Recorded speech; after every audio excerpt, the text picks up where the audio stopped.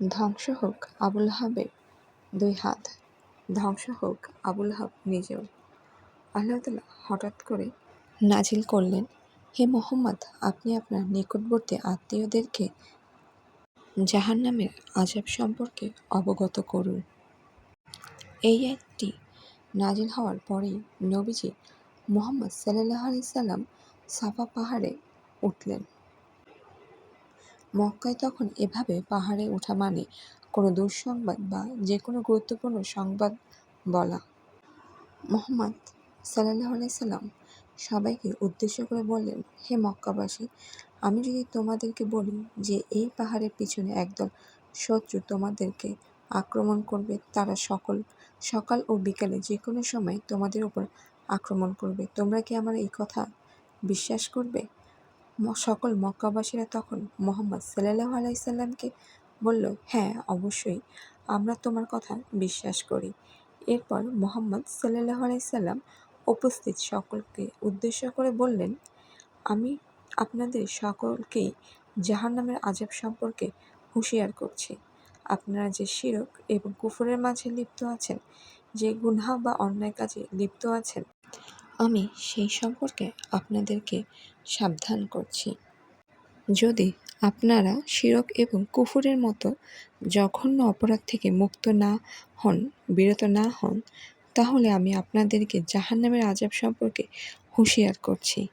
এই ঘোষণা শোনার পরে আবুল আহাব সেই উপস্থিত জনগণের মধ্য থেকে বলে উঠল, হে মুহাম্মদ, তুমি কি আমাদেরকে এই সমস্ত কথাগুলো বলার জন্যই ডেকেছ? তুমি ধ্বংস হও, তোমার কি আর কোনো কাজ নেই? সে নবীজির উপর এতটাই রাগান্বিত হলেন যে তিনি নবীজিকে পাথর মারতে উদ্যত হয়েছিল। আর সেই ঘটনার পরে কুরআনুল কারীমে 111 নম্বর সূরাটি নাজিল হয়েছে, যে সূরাটির নাম হলো সূরা লাহাব।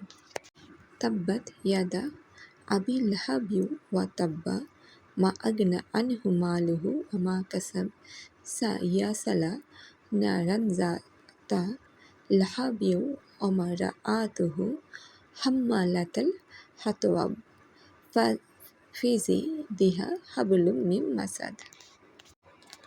এর অর্থ হলো, আবুল আহাবের হাত দুটি চূর্ণ হোক ও সে স্বয়ং ধ্বংস হোক। তার ধন সম্পদ তার কোনো কাজে এলো না, অনুরূপ তার উপার্জন সে খুব শীঘ্রই লেলিহান আগুনে প্রবেশ করবে, এবং তার স্ত্রীও যে আগুনের ইন্ধন বা লাকড়ি বহন করে, তার গলদেশে পাকানো রজ্জু বাঁধানো আছে। আবুল আহাব মাঝে মাঝে বলতো এইভাবে যে, হে মুহাম্মদ, আমাদেরকে যে জাহান্নামের সম্পর্কে ভয় দেখায়, সেই জাহান্নাম বা সেই শাস্তি যদি আসলেই সত্যি হয়ে থাকে, তাহলে আমি আমার সম্পদ ও সন্তান দিয়ে আমি নিজেকে হেফাজত করব। কিন্তু তার জন্য আল্লাহ তাআলা অন্য কিছুই লিখে রেখেছিল। এই ঘটনা কিছুদিন পরেই আবুল আহাব এক প্রকার দুরারোগে ব্যাধিতে আক্রান্ত হয়েছিল। আবুল আহাবের প্লেগ রোগ হয়েছিল, যা ছিল একটি ভয়ঙ্কর ছোঁয়াচে রোগ। এই রোগ হওয়ার পরে তার স্ত্রী ও সন্তানেরা তাকে ছেড়ে চলে গিয়েছিল। তাই করুণ তার মৃত্যু ছিল যে তার মৃত্যুর সময় সে তার কোনো আপনজনকে দেখে মরতে পারেনি।